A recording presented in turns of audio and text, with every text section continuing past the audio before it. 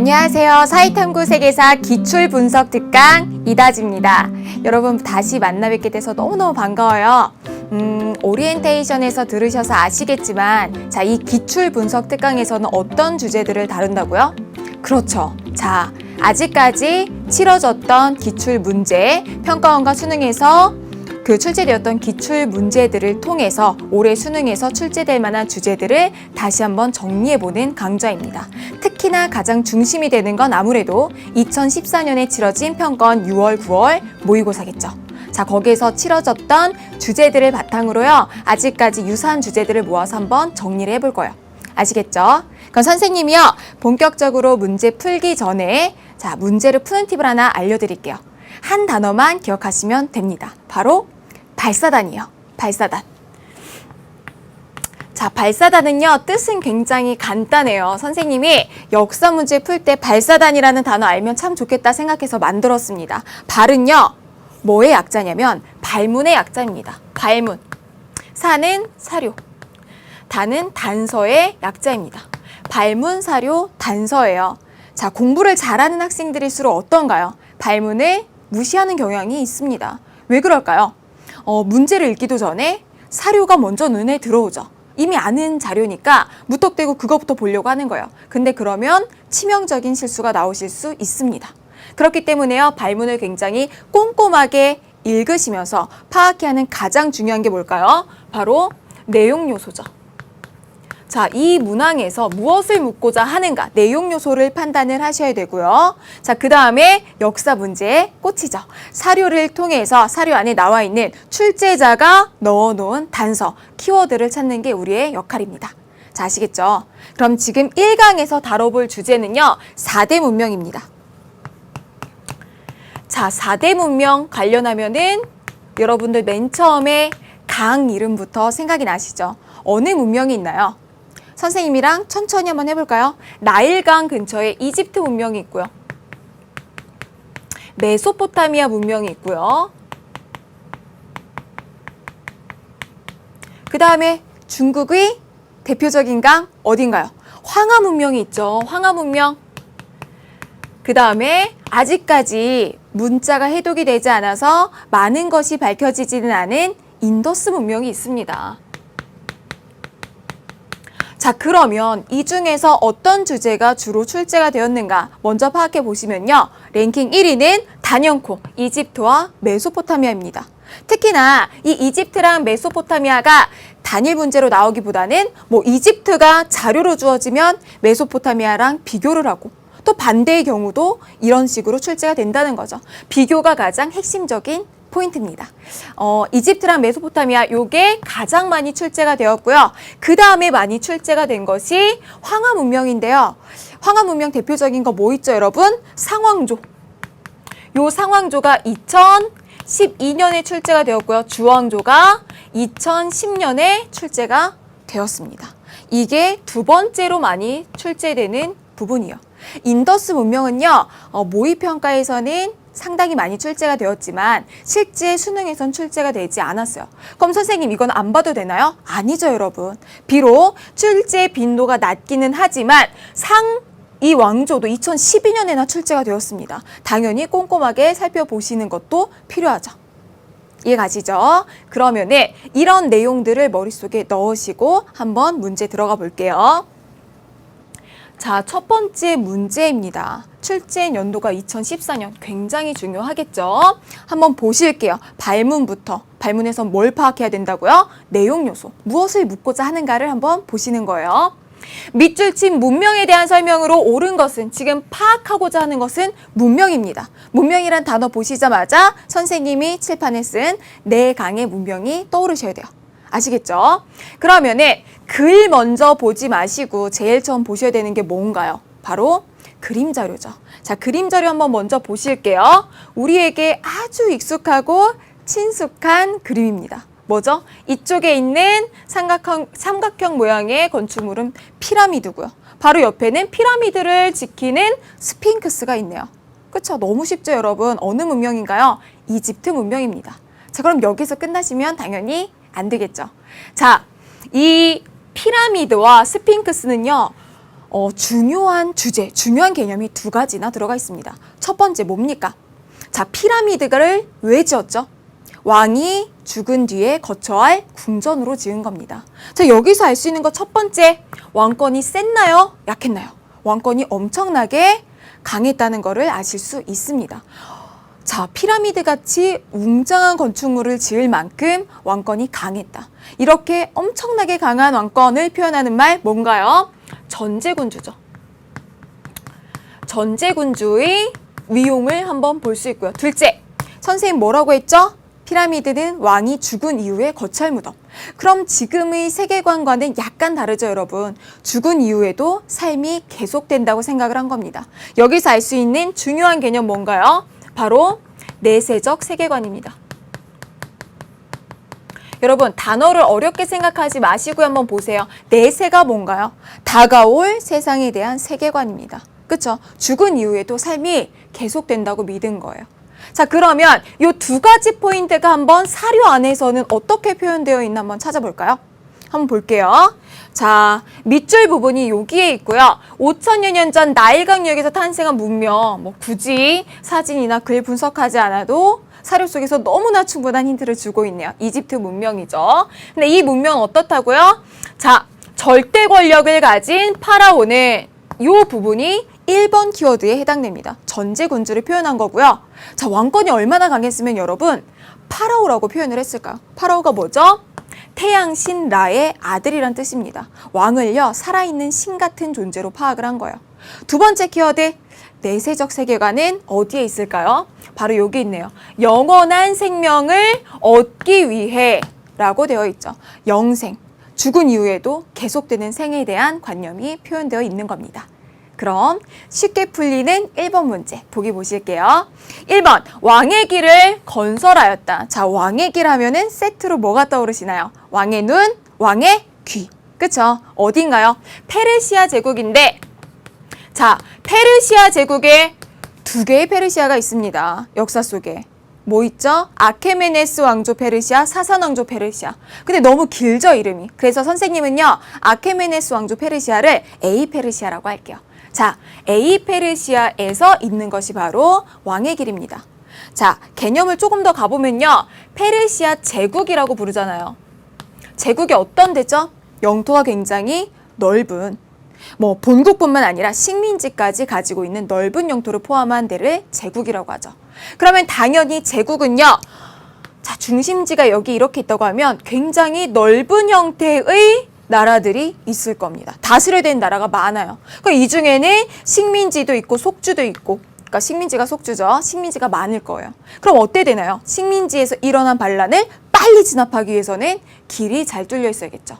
그래서 여러분, 제국이라고 일컬어지는 로마 제국, 원나라 모두 길이 굉장히 많이 발달되어 있고 잘 정비되어 있다는 걸 아실 수 있습니다. 또 하나의 측면이 있죠. 자, 속주에서 반란이 일어나면 안 되죠. 그래서 이런 거를 감시하기 위한 감찰관으로 A 페르시아, 아케메네스 왕조 페르시아에서는 왕의 눈과 귀라는 명칭을 가진 관리들이 감시관으로 활동을 했습니다. 같이 기억해 두세요. 이집트 문명에 대한 설명은 아니었습니다. 자, 2번 보실까요? 2번은 가장 핵심이 되는 것이 여기 있네요. 점토판과 쐐기문자. 여러분, 이 시기가 어떤 시기죠? 문명이 탄생하는 시기는요, 아직까지 인간이 자연의 영향을 많이 받을 때입니다. 그래서 이때 나오는 많은 것들은 자연으로부터 얻어지는 재료들이 많았던 거죠. 그렇기 때문에, 자, 점토가 많은 비옥한 초승달지대에서 쐐기문자를 만들었죠. 점토판 여러분, 몰랑몰랑 하잖아요. 몰랑몰랑이 아니죠. 말랑말랑 하잖아요. 그럼 거기에다가 날카로운 걸로 이렇게 파는 거예요. 그게 바로 쐐기문자죠. 자, 쐐기문자를 기록한 거 어딘가요? 바로 이집트와 항상 함께 나오는 메소포타미아 지역이죠.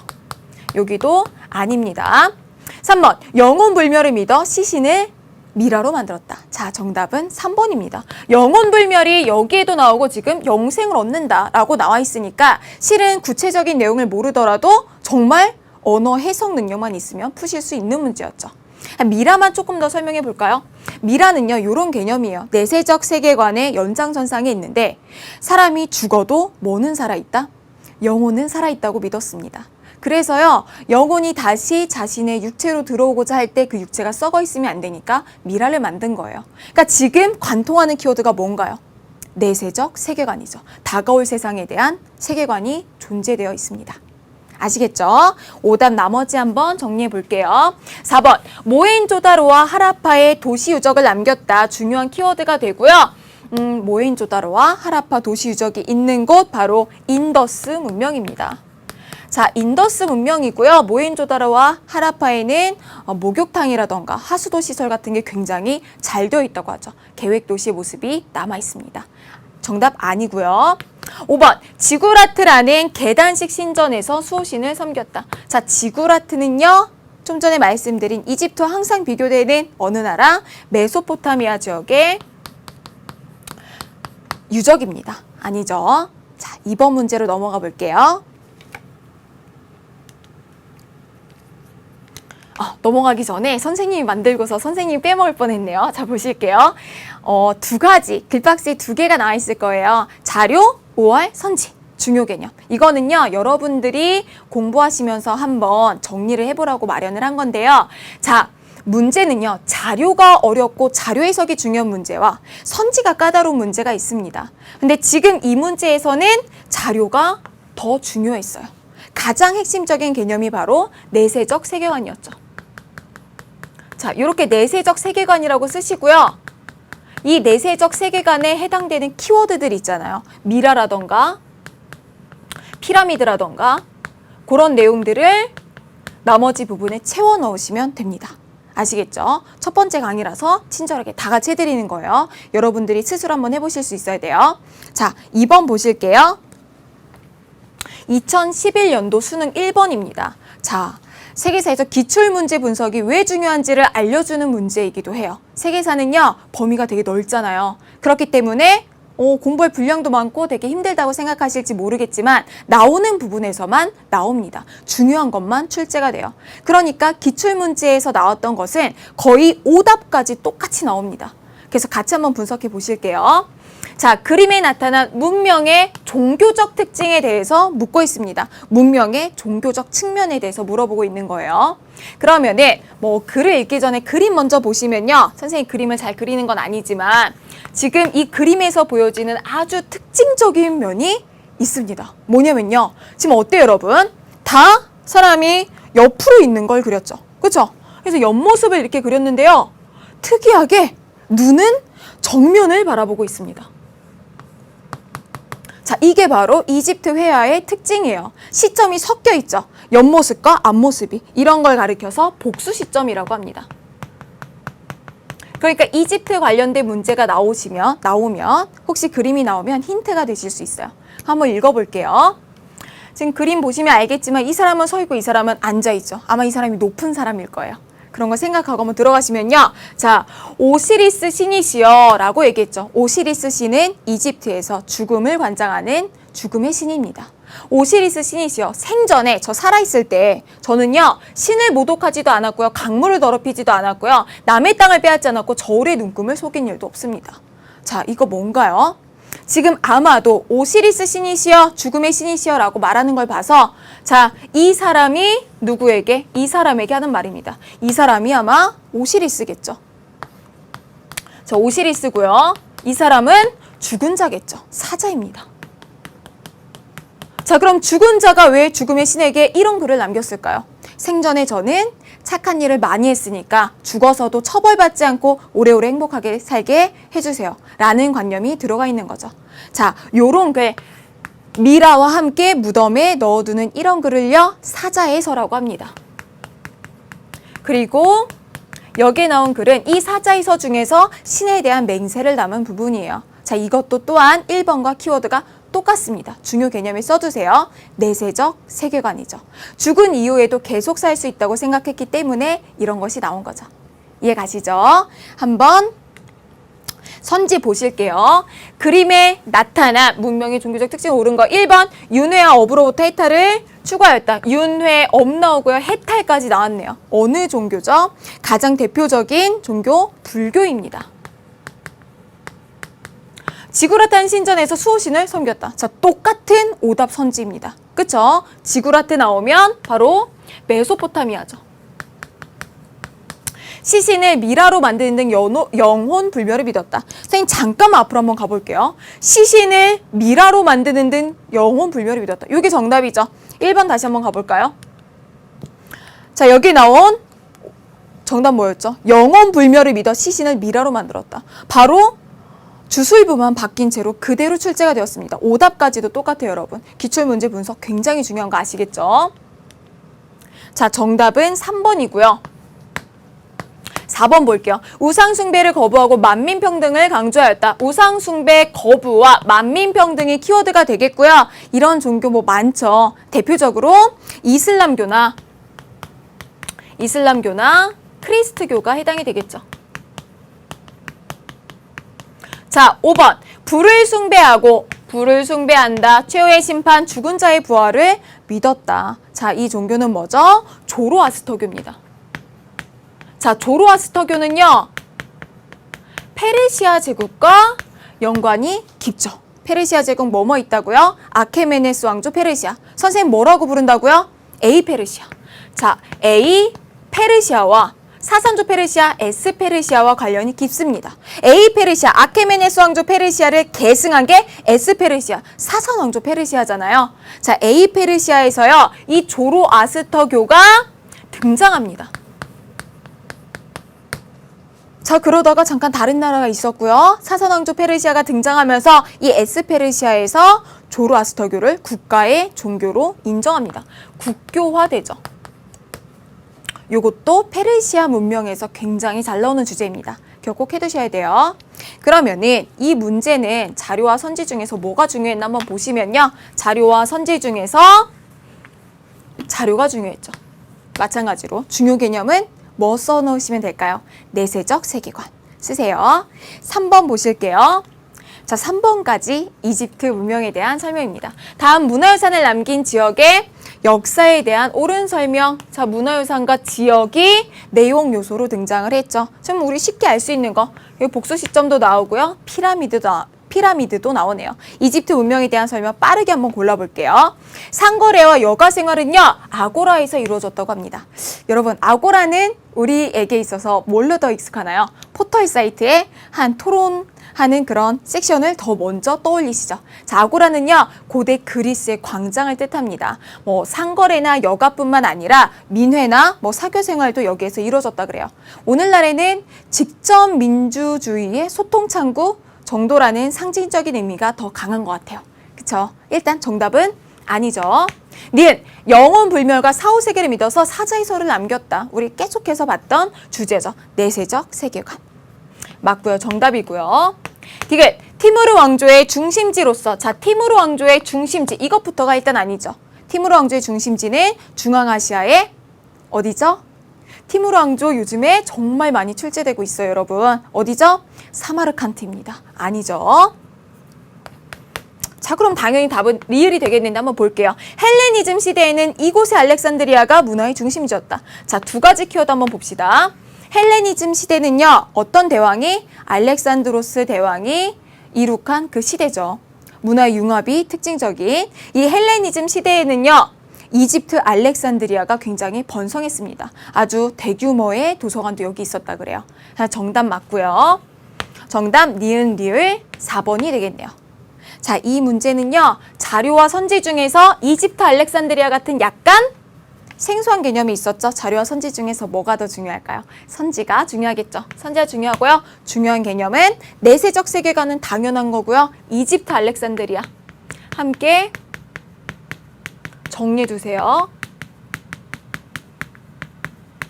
그래서 이게 어떤 영화가 있었냐면요. 알렉산더라는 영화가 있어요. 정말 대단한 배우들이 많이 출연한 영화인데요. 이 알렉산더라는 영화는 알렉산드로스의 스승인 누구죠? 아리스토텔레스가 나레이션하는 방식으로 진행이 됩니다. 근데 이때 이 아리스토텔레스가 있었던 지역이 이집트 알렉산드리아였어요. 나중에 수능 끝나면 꼭 보세요. 자, 다음 문제 볼게요. 4번 문제고요. 이런 문제 잘 보셔야죠. 수능 1번 문제입니다. 자, 가 지역에서 성립된 지역을 아셔야 되고요. 고대 문명에 대한 설명으로 옳은 걸 고르는 겁니다. 근데 딱 가보자마자 지도가 약하신 여러분도 선생님도 어딘지 바로 알 수 있죠. 두 강 사이에서 비옥한 이 지대를 바탕으로 형성된 문명, 메소포타미아 문명입니다. 자, 근데 특징이 있어요. 메소포타미아라는 단어 자체가 두 강 사이란 뜻이죠. 어느 강이 흐르나요? 티그리스, 유프라테스 강이 흐르죠. 자, 그러면 항상 비교해서 나오는 이집트는 북아프리카 지역, 요 지역에 속합니다. 근데 항상 그 비교되는 시점이 뭐를 통해서 비교가 되냐면요. 이 지형적인 차이에서 오는 사람들의 삶의 모습이 다르다 하는 게 포인트예요. 자, 왜 그러냐면요. 여러분 메소포타미아 보세요.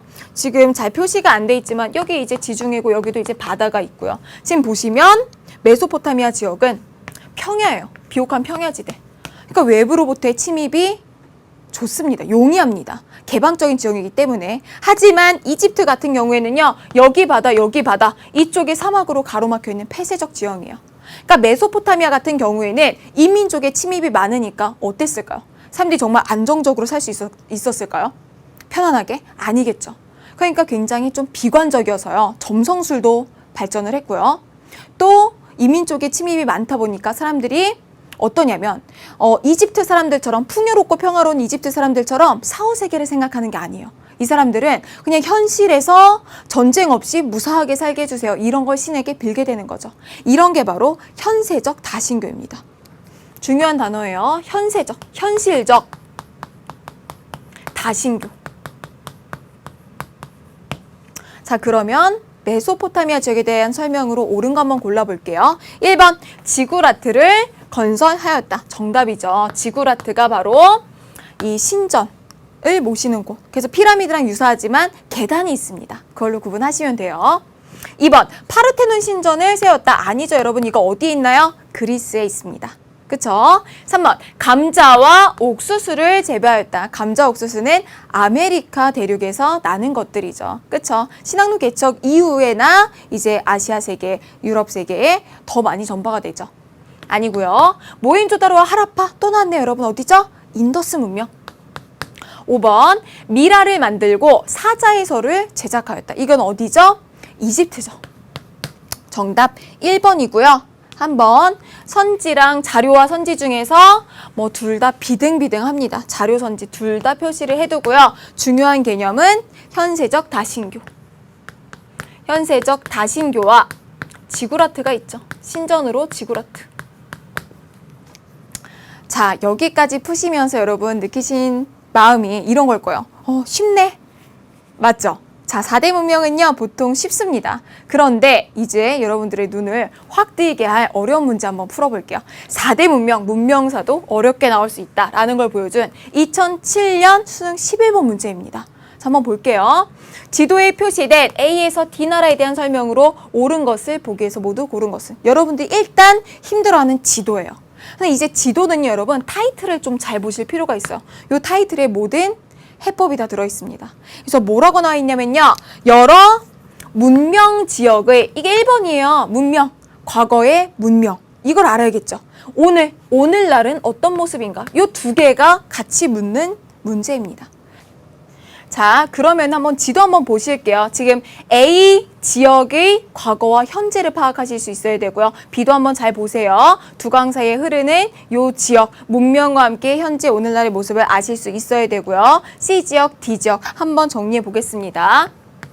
우선 A 지역부터 정리해 볼게요. 자, A 지역은요. 과거에는 앞에 과거 쓰고 뒤에 현재를 쓸게요. 과거의 A 지역은 로마 문명이죠.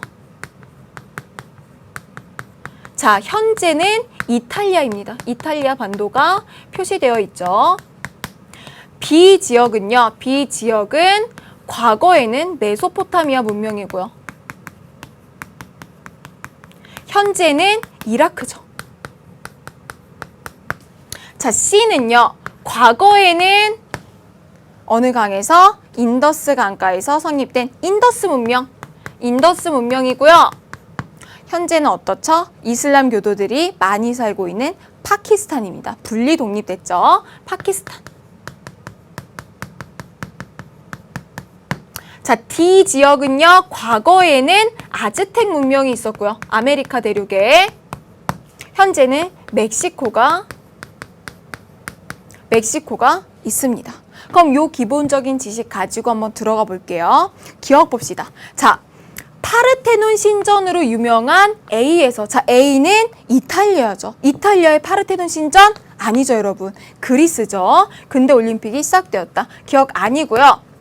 니은 볼게요. 함무라비 법전의 고향인 B에는 시점이 2개가 들어가 있어요. 여기서 한번 끊을게요. 함무라비 법전의 고향인 B에는, 자, 요 B 지역, 메소포타미아 지역에서 함무라비 법전이 나온 거 맞죠? 개방적인 지역으로 인해서 이주와 교역이 많았고 그걸로 인해서 여러 사람들 사이에 분쟁이 많았습니다. 메소포타미아 지역은. 그래서 일찍이 법이 발전했죠. 자, 니은은 맞는 설명이고요. 자, 디귿 보실게요. 하라파 유적이 발굴된 C에는 끊을게요. C에는 하라파 유적이 발굴된 거 맞죠? 모헨조다로 하라파 유적 맞습니다. 뒤에도 만나볼게요. 현재 이슬람 교도들이 많이 살고 있다. 자, 요 디귿 부분이요. 가장 많은 오답이 나왔던 부분입니다. 왜냐면요, 요거에서 헷갈렸던 거죠. 인더스 문명 힌두교일 것 같은데 이렇게 생각을 하셨던 거예요. 그거는 현대사 부분을 소홀히 하신 겁니다. 자, 아셔야 돼요. 이슬람 교도들이요. 자, 힌두교도들이 많이 살고 있는 인도와 분리 독립해서 파키스탄이 만들어집니다. 디귿도 맞는 선지네요. 니은 디귿이 정답입니다. 리을 볼게요. 잉카 문명이 번성했던 D는 끊을게요. 잉카 문명이 아니라 여기 어디? 아즈텍 문명. 그렇죠? 아마잉이라 해서 잉카는 남아메리카 대륙에 있죠. 남미에. 그래서 D는 이게 틀리죠, 여러분? 아즈텍 문명이 번성했던 D는 하고 하면 맞아요. 근데 뒤에는 맞습니다. 에스파냐의 식민지로 되었다가 19세기 이르러서 독립했죠. 자, 아메리카 대륙에서요. 에스파냐의 식민지가 아닌 아주 특징적인 한 나라 한번 얘기해 볼까요? 바로 브라질이죠. 브라질은 포르투갈의 식민지였습니다. 예외를 알아두시면 더 편하시겠죠. 자, 그럼 그 다음 문제 한번 보실게요. 여전히 지도 문제. 자, 정답은 니은 디귿 3번이고요. 자, 여기에서 자료와 선지 중에서 중요했던 것은 자료입니다. 절대적으로 자료였고요. 중요 개념이라고 할 만한 거 없이 뭐를 아셔야 돼요? 여러 문명의 지역적인 것과 유물 유적들을 같이 정리해 두셔야 됩니다. 아시겠죠? 자, 6번도 세계 유적 지도이다 라고 해서 지도 문제가 나왔습니다. 쉽게 풀리실 수도 있지만 좀 지역적인 거랑 유적이랑 따로 정리해 두셨으면 되게 힘드셨을 거예요. 같이 볼게요. 자, 기억은요, 또 나왔네요. 장화 모양의 반도, 이탈리아에서 나온 것. 자, 이게 뭔가 여러분? 성소피아 성당이죠. 성소피아 성당은 어디에 있나요, 여러분? 이탈리아가 아니라 지금의 터키에 있죠, 여러분. 자, 성소피아 성당은요, 2가지 건축 양식이 혼합되어 있습니다. 성소피아 성당이 맨 처음에 건립이 됐을 때는 비잔티움 제국에서 건립을 했죠. 그래서 비잔티움 양식이 있었습니다. 비잔티움 양식 특징이 뭐죠, 여러분? 육중한 돔과 내부에 화려한 모자이크 양식. 잘하셨어요. 그런데 이 비잔티움 제국이 어느 왕조에 의해서 멸망하나요? 바로 오스만 제국에 의해서 멸망합니다. 그래서 오스만 투르크 제국에서 이걸 이슬람식 모스크로 변형하면서 이슬람 양식이 들어가요. 그래서 지금 이제 그림에서 보시는 것과 같이 이슬람의 상징인 4개의 첨탑이 세워지게 됩니다. 자, 이 성소피아 성당 여러분 굉장히 비슷한 거 하나 있죠. 블루 모스크라고 하는 거. 블루 모스크는 뭘로 구분하면 되죠? 성소피아 성당은 첨탑이 4개고요. 블루 모스크는 6개입니다. 알아두셔야 돼요. 옳지 않은 거, 잘못 표시된 거 바로 정답 나오네요. 기억이고요. 니은, 디귿 여기부터는 유적의 이름이 뭔지 정도 확인해 볼게요. 자, 니은은요 파르테논 신전이고요. 맞는 위치에 형성이 되어 있습니다. 디귿은 바로 지금 스핑크스와 피라미드고요. 북아프리카 지역의 이집트 맞죠? 자, 리을을 여러분들이 많이 모르셨을 거예요. 한번 볼게요. 리을은요. 선생님도 이게 화질이 좀 좋지 않으니까 처음에 봤을 때는 이게 뭐지 이렇게 생각을 했어요. 근데 여러분 요게요 신전입니다. 카바 신전이고요. 카바 신전 안에는 마호메트가 입을 맞췄다는 신성한 검은 돌이 있죠. 그리고 여기 주변에 무수한 이 점같이 보이는 것들이 있잖아요. 이게 다 사람입니다. 자, 카바 신전의 성지 순례를 온 무슬림들을 보여주는 거예요. 이해가시죠? 자, 메카의 위치에 있죠? 맞고요. 미음이 바로 지구라트죠. 지구라트는 이 메소포타미아 문명 지역에 위치해 있고요. 지구라트랑 피라미드 구분하는 방법, 여기는 이제 올라가는 계단이 있습니다. 계단식 신전이라고 기억해 두시면 되겠죠. 여기도 마찬가지로요. 자료와 선지 중에서 여기에서는 중요한 게 당연히 선지겠죠. 자료 자체가 별로 존재를 안 했으니까. 중요한 개념은 여기도 마찬가지로 지도와 함께 유물 유적을 함께 정리해 두시는 겁니다. 아시겠죠? 자, 그럼 여기까지 보셨으면요. 이집트랑 메소포타미아 문명 다 정리하셨고요. 그러면 중국의 문명으로 들어가 보시겠습니다. 자, 중국 문명 한번 보실게요. 7번. 다음 유물이 만들어진 시기의 상황으로 옳은 것은? 유물과 시기를 묻고 있습니다. 자, 글을 읽어보지 마시고요. 먼저 한번 그림 한번 볼게요. 그림이 아니라 사진. 보시면은 뭔가 여러분? 거북이 껍질에 뭔가 새겨져 있죠. 이거 뭘까요, 여러분? 갑골 문자죠. 자, 갑골 문자는 어느 왕조죠? 키워드 연결해 두셔야 돼요. 상왕조죠. 자, 거북이 껍질에 새겨진 이 글자는요. 실은 글자라기보다는 균열입니다. 거북이 껍질에 신의 뜻을 알아보기 위해서 구멍을 낸 다음에 뜨겁게 달군 막대기를 꽂아요. 그럼 생긴 균열을 통해서 이걸 해석해내는 거죠. 그게 바로 갑골 문자예요. 선생님이 말한 것 중에 중요한 개념이 있죠. 자, 갑골 문자는 신의 뜻을 알기 위해 점을 친 결과입니다. 거기서 제일 중요한 거 뭐예요, 여러분? 사료로 한번 들어가 볼게요. 가장 중요한 것은 신의 뜻입니다. 자, 왜 신의 뜻을 알아야 됐을까요? 이 시기는 국왕의 권력이 강력한 무기나 이런 것에서 오는 게 아니라 신의 권위를 빌림으로써 얻어졌던 거죠. 그렇기 때문에 이 시기 갑골 문자 함께 기억해야 되는 거 신정정치죠. 신의 권위를 빌려서 정치를 했습니다. 자, 상왕조의 상황으로 옳은 거 한번 골라보실게요. 1번, 평준법과 균수법이 실시되었다. 아니죠, 여러분. 평준법, 균수법은요, 바로 누구의? 한무제 때의 통제경제정책이고요.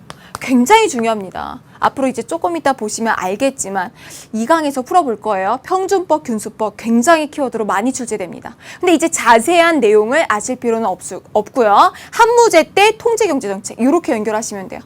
아시겠죠? 자, 아니고요. 2번, 재정일치의 신정정치 사회였다. 맞죠, 여러분? 키워드네요. 재정일치가 뭐죠?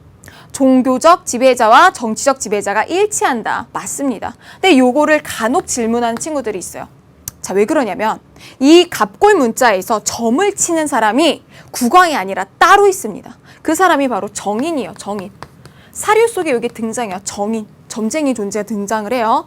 정인이 있고 선생님 국왕이 있는데 어떻게 재정일치인가요? 여기가 제사장, 여기가 정치적 지배자 같은데 아주 날카로운 지적인데요, 여러분. 이렇게 생각하시면 돼요. 정의는요, 점을 치는 존재지만 이 갑골 문자에서 나온 신의 뜻을 해석하는 주체는 반드시 국왕입니다. 그렇기 때문에 이게 재정일치 사회가 되는 거예요. 이해가시죠? 정답은 2번이고요. 3번 보실게요. 화폐 문자 도량형을 통일하였다. 누굴까요? 바로 진시황이죠. 진시황. 진나라 때 진시황이 여기에 해당됩니다. 당연히 그 전에 엄청난 혼란기를 통일했으니까 통일정책을 시행을 했던 거죠.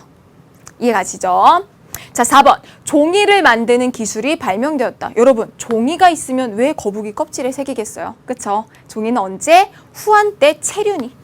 후한 때. 아니고요. 5번. 국품 중정제에 의해 관료를 선발하였다. 당연히 국품 중정제는 관리 선발 제도입니다. 어느 때냐면요. 위진남북조 때. 자, 국품 중정제는 끊어서 보시면 되죠. 국품 9단계로 사람을 평가해요. 누가? 뒤에 있는 중정관이 평가하는 제도입니다. 위진남북조 시대예요. 자, 7번에서 중요했던 내용들 한번 점검해 볼게요. 자료와 선지 중에서 좀 더 중요했던 거는 자료입니다. 자료 안에 중요한 개념이 많이 들어있었죠. 중요한 개념 첫 번째, 신정정치. 이 시기는 왕이 신의 권위를 통해서 왕권을 정당화하고 이런 측면을 보여준 거죠. 갑골 문자. 또 중요한 개념이었고요. 재정일치도 중요한 개념입니다. 같이 묶어서 기억해두세요. 그럼 다음 문제 보실게요. 자, 이거 굉장히 중요하겠죠, 여러분. 2014년 9월 이번 문제입니다. 자, 아주 따끈따끈하게 얼마 전에 치러진 문제죠. 그리고 통계적으로 봤을 때 2014년 이제 올해 6월, 9월에 평가원에서 출제된 문제는요. 수능 문제와 같은 공력을 들여서 평가원에서 출제한 겁니다. 그렇기 때문에 같은 주제가 반복해서 다른 측면으로 나올 확률이 굉장히 높아요. 그러니까 반드시 정리해야 되는 주제예요. 같이 보실게요. 가에 대한 설명으로 옳은 것을 보기 위해서 고른 것은, 자, 빈칸 있는 부분부터 읽을게요. 주왕조에 일단 핵심이 나왔네요. 주왕조에 있었던 왕과 제후 사이의 제도적인 관계를 가라고 합니다. 딱 여기만 보시면 아시죠, 여러분? 가가 뭔지. 자, 가는 뭔가요? 바로 주나라 때 있었던 봉건제도입니다. 여러분, 봉건제도는 왜 나왔을까요? 지금 어느 왕조예요, 여러분? 주왕조죠. 주왕조. 그러니까 주왕조 전에 어느 왕조가 있었죠? 주왕조 전에 상나라 있었고요. 상왕조 있었고 그 앞에 하왕조가 있었죠. 자, 그러면 당연히 여러분 하왕조에서 상왕조 가고 주왕조로 갈수록 영토는 이런 식으로 늘어났을 거예요. 그러니까 이 주나라쯤 되면요. 왕이 더 이상 통치 권력이 미치지 않는 지방이 존재하게 됩니다. 그렇기 때문에 봉건제도를 선택을 한 거예요. 그래서 어떻게 했나요? 왕의 통치 권력이 미치지 않는 지방에는 왕이 믿을 만한 사람을 대신 통치하게 해야겠죠. 그래서 봉건제도가 나왔고요. 구조도 간단하게 그려보면요. 왕이 있고요. 중요한 주제예요, 여러분. 올해 출제됐어요. 왕이 있고요. 왕이 선택한 사람이 바로 제후입니다. 그럼 이 사람들은 믿을 만한 사람이잖아요, 여러분. 여러분들은 누구를 믿을 수 있나요? 보통 딱 얘기하면 학생들이 맨 처음에 대답하는 사람이 엄마죠.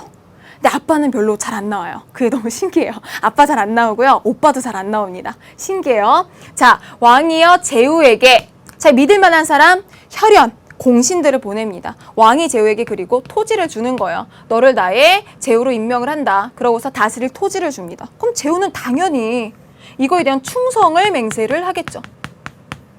이게 봉건제도잖아요, 원래. 근데 조금 다른 게 뭐냐면 지금 이 봉건제도에서 토지를 준 사람들, 제후들로 임명된 사람들이 기본적인 베이스는 혈연이었단 말이에요.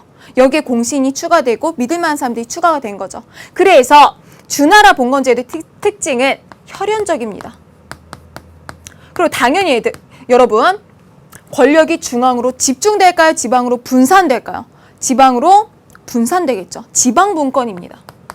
그 이유는요. 자, 제후는요. 왕의 대행인이 아니에요. 자, 제후는요. 그 지방을 자체적으로 독자적으로 다스립니다. 이해가세요? 그러니까 지방관의 개념이 아닌 거예요. 그렇기 때문에 제후들은 굉장히 이때 힘이 강했습니다. 그럼 지금 혈연적인 걸 기반으로 했는데 시간이 점점 흐를수록 이 혈연적인 거는 약해질 수밖에 없겠죠. 자, 결속력이 약해지면 제후들도 각기 자기가 왕이 되겠다고 일어날 수 있습니다. 그러니까 왕이 이거에 대한 안전장치를 마련해놔요. 자, 그 안전장치가 시험에 굉장히 잘 나오죠. 왕은 이렇게 얘기하는 거예요. 왕이 왕인 이유에 대해서 제후에게 설명을 합니다. 가장 대표적으로 나오는 거 이거죠. 천명사상. 천명사상 뭔가요? 내가 왕인 이유는 하늘이 나에게 명했다. 하늘이 나를 선택했다. 그럼 여기서 그렇구나 라고 생각하는 제후는 조금 부족하죠. 자, 제후들이 뭐라고 할까요? 그럼 왜 하늘이 너를 선택했는데? 라고 말하면 왕이 자신 있게 말하는 게 바로 덕치주의입니다. 덕치주의 뭐예요? 하늘이 나를 선택한 이유는 내가 덕으로 다스릴 수 있기 때문에, 내가 덕이 많기 때문에. 자, 요런 메커니즘을 통해서 권력을 정당화를 한 거예요. 그리고 여기 하나 더해서 종법 질서가 있습니다. 종법 질서. 자, 종법 질서는 이런 거예요. 지금 보시면 왕은요, 여러분, 이런 제도 안에서 뭐라고 불리냐면 하늘의 자손, 천자라고 불립니다. 그러고 이 왕으로부터 토지를 받은 사람들 뭐라 그래요? 제후라고 하죠. 종법이라고 하는 건 여러분 가족적인 질서입니다. 그럼 왕과 제후가, 천자와 제후가 진짜 가족인가? 가족일 수도 있고 아닐 수도 있죠. 그런데 가족적인 관계를 만드는 거예요. 왜요? 한번 볼게요. 천자는요, 집안의 장남처럼 파악하시면 되고요. 제후는 집안의 장남이 아닌 차남 정도로 생각을 하시면 돼요. 자, 천자는요, 집안의 큰종, 대종이라고 하고요. 제후는 소종이라고 합니다. 자, 장남은 어디에 있나요? 원래 집 본가에 있고요. 본가. 제후들은 분가에서 나가겠죠. 자, 여기에 봉건제도가 들어가 있습니다. 왜일까요? 제후가 결속력이 약해지면 제후가 왕을 칠 수 있겠죠. 이때 제후에게 얘기를 하는 거예요. 내가 형이야. 가족이야, 우리. 가족이 실제로 아니더라도 종법적인 질서를 통해서 가족적인 관계를 만드는 거예요. 배신하기 어렵게끔. 또 뭐예요? 왕이 중심지를 다스리고 지방을 제후들이 다스리는 걸 정당화하죠. 봉건제도에서 토지가 분화되는 원리를 요거를 통해서 설명하는 거예요. 요게 바로 종법 질서입니다. 이해 가시죠? 그럼 우리 한번 들어가 볼게요. 선지 보실게요.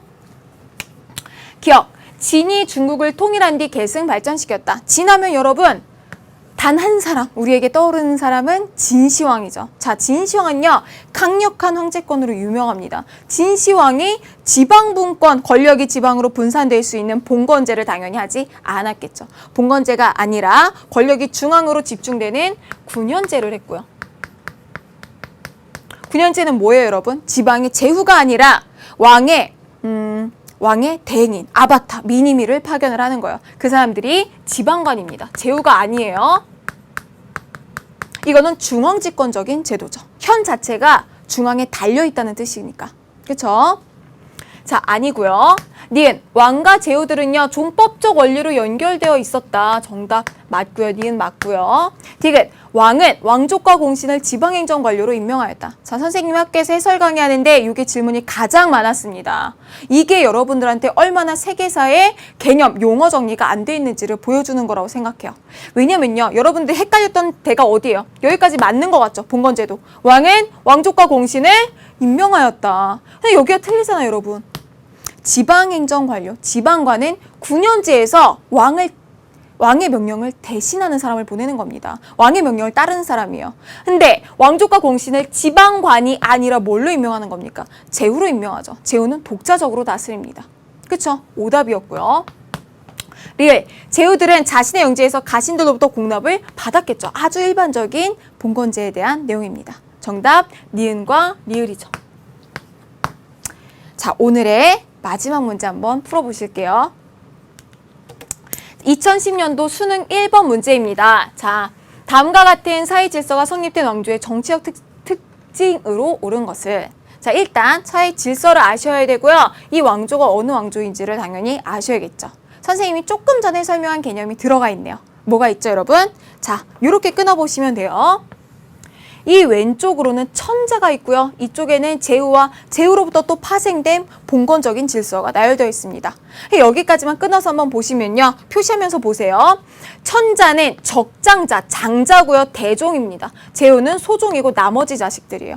그래서 이런 질서를 통해서 봉건제도를 설명하는 거. 이거 뭐죠? 종법적 질서.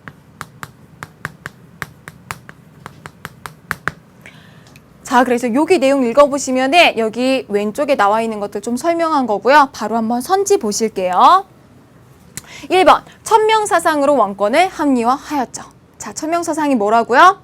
내가 왕인 이유는 하늘이 나에게 명했다. 그래서 여러분 이렇게 기억하시면 좋아요. 봉건제도, 천명사상, 덕치주의, 종법질서. 4개는 세트입니다. 같이 기억해두세요. 정답 맞고요. 2번, 국가통치규범으로 율령제가 확립되었다. 당나라 때의 설명입니다. 자, 3번, 전국을 9년으로 나누고 지방관을 파견하였다. 지금 봉건제도에 대한 설명을 골라야 되죠. 당연히 아니고 이거 9년제죠, 여러분. 4번, 9년제와 봉건제를 병용한 군국제를 실시하였다. 이거 간간히 나오는 선지입니다. 군국제, 9년제와 봉건제를 절충했죠. 누가요? 한나라를 처음으로 건국한 바로 한고조 유방 때의 일입니다. 한고조. 아니고요. 5번, 점을 쳐서 국가의 중대사를 결정하는 신정정치가 이루어졌다. 이거 어디의 설명이죠? 바로 상왕조의 설명입니다. 자, 이건 한번 같이 보실게요. 자료와 선지 중에서 이 문제가 수능에서 나왔을 때는 실제로 자료가 굉장히 까다롭다라는 평가를 많이 받았어요. 자료가 좀 더 까다롭고요. 여기서 중요 개념 세트로 한번 써볼까요? 자, 봉건제도 세트 뭐죠? 봉건제도의 안전장치, 왕이 왕인 이유, 천명사상, 덕치주의, 그리고 마지막 가족적인 관계, 종법 질서까지 정리해 두시면 됩니다. 자, 여러분 여기까지 선생님이 준비한 9문제 모두 다 잘 풀어보셨고요. 선생님은 다음 2강에서 중국 고대사를 가지고 문제를 가지고 여러분들 만나겠습니다. 여러분 수고 많으셨어요.